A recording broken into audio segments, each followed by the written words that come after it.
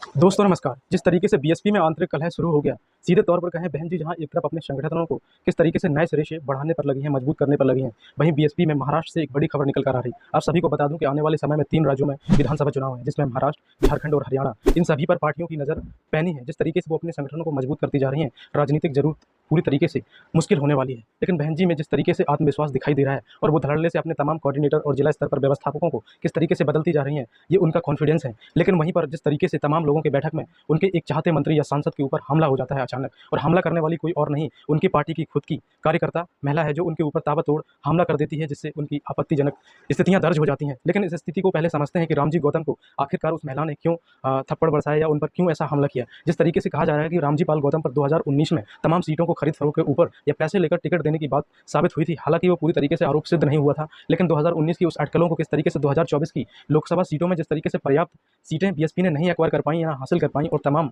कमी रही उन कोऑर्डिनेटरों की, जिसको पूरा करने के लिए बहन जी महाराष्ट्र में बैठक कर रही थी और तमाम कोऑर्डिनेटरों को किस तरीके से उन्हें बदल रही थी या रिप्लेस कर रही थी। बस इसी सबसे नाराज एक कार्यकर्ता ने रामजी गौतम को किस तरीके से थप्पड़ जड़ दिए। आइए समझते हैं रामजी गौतम किस तरीके से राजनीतिक कैरियर की शुरुआत करते हैं। रामजी गौतम उत्तर प्रदेश के लखीमपुर खीरी से हैं, जहां रामगढ़ मोहल्ले में उनका घर है, और किस तरीके से वो अपनी इंजीनियरिंग की पढ़ाई करते हुए एमबीए करते हैं, और एमबीए के बाद वही जो आम नागरिक करता है कि नौकरी की तलाश में जाता है। लेकिन सही माने तो तमाम विशेषज्ञ कहते हैं कि रामजी गौतम का कभी मन नौकरी करने में लगता ही नहीं था, और फाइनल तौर पर उन्होंने 1998 में नौकरी छोड़ दी, और उधर उनकी शादी हो चुकी थी, और उनकी पत्नी वर्तिका गौतम ने किस तरीके से एक परीक्षा को उत्तीर्ण कर और सरकारी अध्यापक के तौर पर काम करने लगी, जिससे उनके घर का पूरा खर्च चलता था और उसी पर आश्रित था। इधर रामजी अम्बेडकर किस तरीके से राजनीति में कूद गए और बीएसपी के साथ 1958 से लगातार अच्छे संबंध रहने के साथ रामजी गौतम को किस तरीके से बीएसपी में जिला स्तर की जिम्मेदारियां मिलने लगी। सबसे पहले जिम्मेदारी जिस तरीके से 2015 के पहले रामजी गौतम को बांदा जिले की मिली, पहले ये जिला स्तर पर ही कोऑर्डिनेटर बनाए गए, और उन्होंने अच्छी खासी कार्यशैली दिखाने की वजह से 2018 आते आते उन्हें तमाम बड़े राज्यों का जिम्मा सौंप दिया जाता है, जिनमें से बिहार, तमिलनाडु, महाराष्ट्र, राजस्थान जैसे तमाम राज्य थे, जिनमें से राजस्थान, मध्य प्रदेश में उन्होंने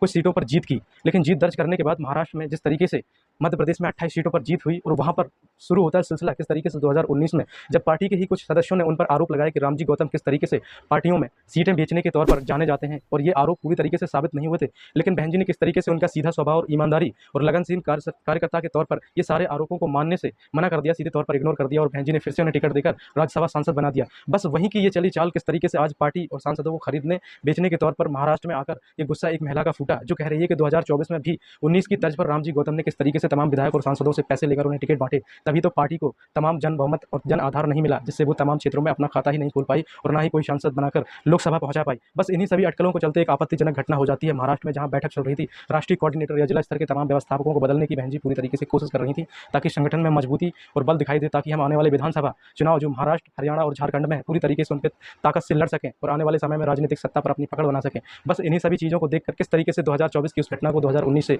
जोड़कर एक महिला ने रामजी गौतम के ऊपर अचानक हमला कर दिया, जिस पर रामजी गौतम के ऊपर हमला करने के बाद उस महिला को पूरी तरीके से पार्टी से और उसके साथ 7 सदस्यों को और मिलाकर पार्टी से निष्कासित कर दिया तत्काल तौर पर। और बहन जी ने पूरी तरीके से कहा कि किसी भी तरीके से बीएसपी से अब इन सारे सदस्यों का कोई लेना देना नहीं। आज के बाद बीएसपी से तमाम तीखे तेवर रखने वाली बहन जी किस तरीके से अपने ईमानदार नेताओं को, कर्मठ नेताओं को अपने साथ रखती हैं, और अगर भ्रष्टाचारी पाई गई तो उन्हें तत्काल पार्टी से बाहर भी कर दिया जाता है। इन्हीं सभी कार्यशैली के बारे में बहन जी को अच्छे खासे लोग पहचानते हैं पूरे प्रदेश में। जब उनका प्रशासन था तो सभी लोग किस तरीके से बहुजन हिताय बहुजन सुखाय की राजनीति का लुत्फ उठा रहे थे, लेकिन आजकल जिस तरीके से भ्रष्टाचारी पूरे देश में और राज्यों में फैली है, खासकर उत्तर प्रदेश में, वो पिछले 10 सालों में कभी ऐसी नहीं देखने को मिली। अगर आप हमारे चैनल पर नए हैं तो हमें सब्सक्राइब जरूर करें और अपने मित्र साथियों में इस वीडियो को जरूर शेयर करें, ताकि सूचनाएं आप तक समय से पहुंचें, और बेल आइकन को जरूर दबाएं ताकि हमारा वीडियो सबसे पहले आप तक पहुंचे। और बहुजन मीडिया को आगे बढ़ाने के लिए आप हमें सब्सक्राइब जरूर करें। धन्यवाद।